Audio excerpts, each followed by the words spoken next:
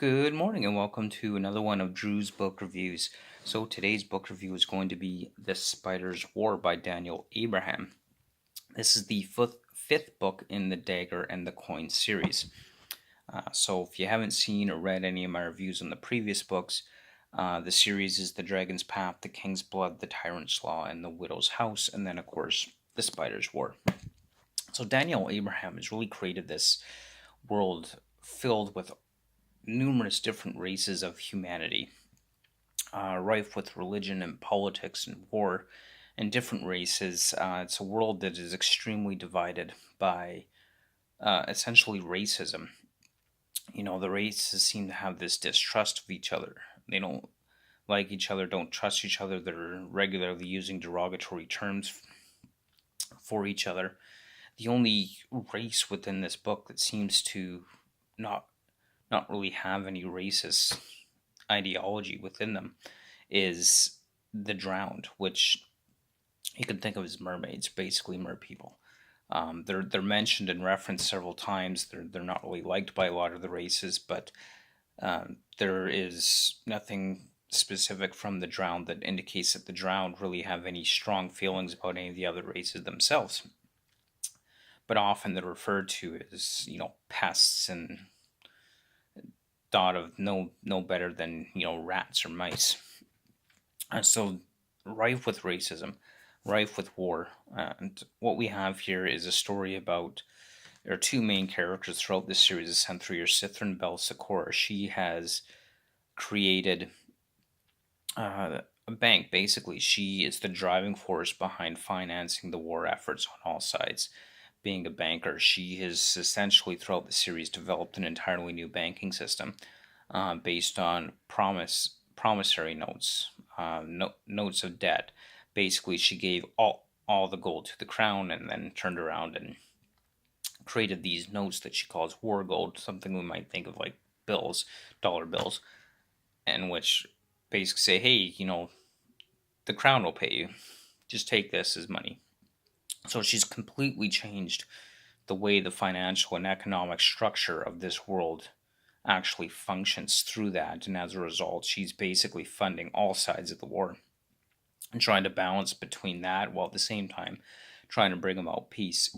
And then we've got Getter Paliankle, who has become regent to the crown because Prince Aster is just too young to take the throne, and his father, the previous king, had already died much earlier in the series. So he's become this regent, and he's waged war to expand the kingdom, to make it strong for Aster when he takes the crown. That's his general idea. Now he's someone who is desperately craving to be loved and respected by all, but he's never gotten that.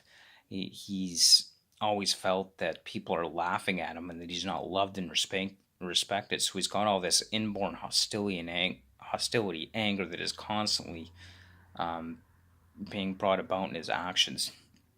And he's really got some serious psychological problems in that he's someone who is filled with anger constantly and a sense of betrayal. And he uses that anger to wage war across the land. But it's not just that, he's also been manipulated by this cult of the spider god, which is this cult of dark priests who have the power to manipulate literally the truth around them. Just by the power of their voice, they can convince you that anything is true. It can convince you that you've already lost, that you're losing, that you'll never win. And the creepiest thing about this is that they literally have spiders within their blood. If you cut them and they bleed, you're going to see the spiders pouring out of them like blood. And it's just creepy as hell. There's a very idea of these spider gods, these spider priests with spiders for blood.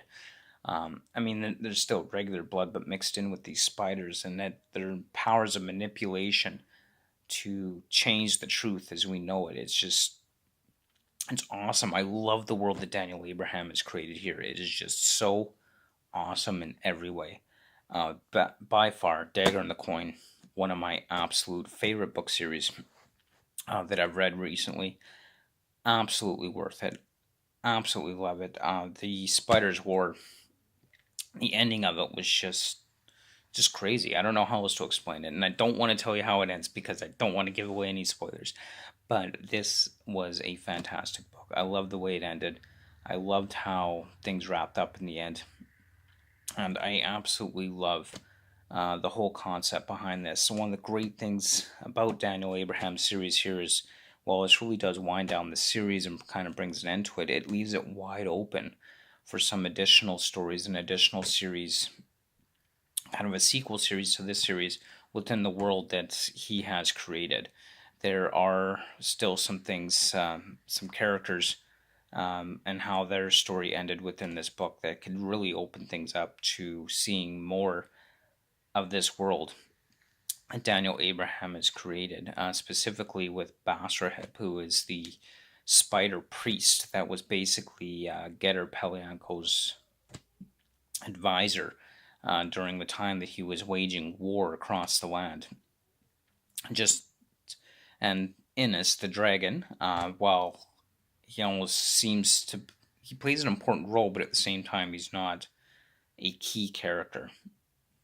So he's one of those, I guess you could say, minor characters that plays a vital function within the story. And Innes the dragon, he's just, well, he's a dragon. He's awesome. But you really get a sense from his character viewpoint about his loneliness and his sense of betrayal and his anger, and of course, his own smugness and sense of superiority at the same time. All of which works so well within this book and this entire series. I'll absolutely love it, and I would definitely recommend it. Sistrum Belsicore, one of my favorite characters. Getter Pelianko, again, one of my favorite characters within this series. All around, just some fantastic writing. Great book, great series. Definitely recommend the whole thing. And that's just awesome. Absolutely loved it. And I know that you will too, so definitely pick it up, check it out, and read this series by Daniel Abraham. You won't regret it. And of course, as always, don't forget to comment, like, subscribe if you like, and stay tuned, because we are going to be reading up next Orson Scott Card's Gatefather. So it's been a while since I've gotten into this series. I've read the first couple of books in this series already, but this one is up next, so don't forget to stay tuned. Look forward to doing that one. As always, my links to my WordPress site, Facebook, Instagram, Twitter profiles will all be in the description below. Again, thank you so much for watching. I hope you have yourself a great day. And don't forget to pick up Daniel Abraham. Fantastic writer. Absolutely loved it. Have yourself a great day, and thanks again for watching.